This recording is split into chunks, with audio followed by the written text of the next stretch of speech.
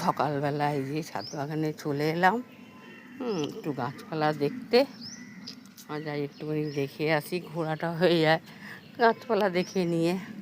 আর তারপরে একটুখানি ফুল টুল পাড়া মানে করতেই থাকি। কালকে দেখেন না কারি পাতাগুলো অনেকগুলো পেরেছি, একদম ধাক্কার হয়েছিল। বললাম পুরাতন পাতাগুলো কেটে দিই, যখন নতুন পাতা গজাচ্ছে। এই পাতাগুলো অনেকগুলো কাটা হয়ে গেছে, কাল বিকালে এটা করেছি, তো করে দেওয়ার পরে তারপরে পুদিনা পাতাও অনেকগুলো পেরেছি, পুদিনা পাতাও কাটা হয়ে গেছে। আর গাছের সত্যি কথা বলবো, একটু বৃষ্টির জল পেলে গাছপালা সত্যি ভালো থাকে। আর এই দেখেন না লেবু গাছের পাতাগুলো কেমন যেন হয়ে যাচ্ছে, মানে কী আর বলি, পুড়ে যাচ্ছে। বলেন তো, এখন তো রোদই নেই, তো এখন কেন পুড়ে যাচ্ছে আমি নিজেও বুঝতে পারছি না।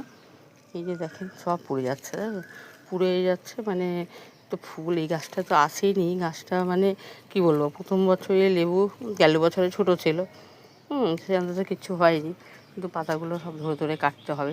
তো এই দেখছেন সব দেখেন পড়ে যাচ্ছে সব পাতাগুলো। আর নিম পাতাগুলো কটা কচি কচি দেখে পেরেও নিয়েছি, জানেন তো, কটা নিম পাতা পাড়া হয়ে গেছে। কেন বলেন তো, না পারলে তো আবার পুড়ে যাবে হাওয়ার ঝড়ের মধ্যে, কটা নিম পাতাও পাড়া হয়ে গেছে। আর এখানে উচ্ছে গাছ ছিল, মানে উচ্ছে গাছ তো আছে, ছিল না বলবো না, এখনও গাছে উচ্ছে আছে, কিন্তু কয়েকটা পেরেছি তো আজকে ভাবলাম কয়েকটা তুলে নিয়ে যাই। এই গাছটা থেকেও একটা পেয়েছি কালকে, বড় একটা উচ্ছে। আর বলেন না, বিকালবেলা দেখি কেমন যেন পোকা হয়ে গেছে, তো তারপরে কি করি, এই যে গাছগুলো পোকাগুলো তুলে নিয়ে, পোকাগুলো বাদ দিয়ে ভাবলাম এগুলো আর বড়ো হতে দেবো না।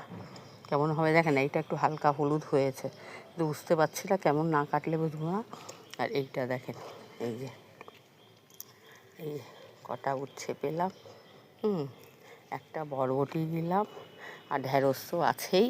আর তারপরে এই যে দুই এই ফুল, নীলকণ্ঠ ফুল টুল অনেক কিছু দিয়ে এই যে ফুল টুল তুললাম। আর এখানে এই যে বরবটি গাছটা ছিল, এর মধ্যে পারিনি, তো একটাই বরবটি নিয়েছি, এখনও আছে চারটে, কিন্তু একটা ডালের মধ্যেই হয়েছে, কি বলি।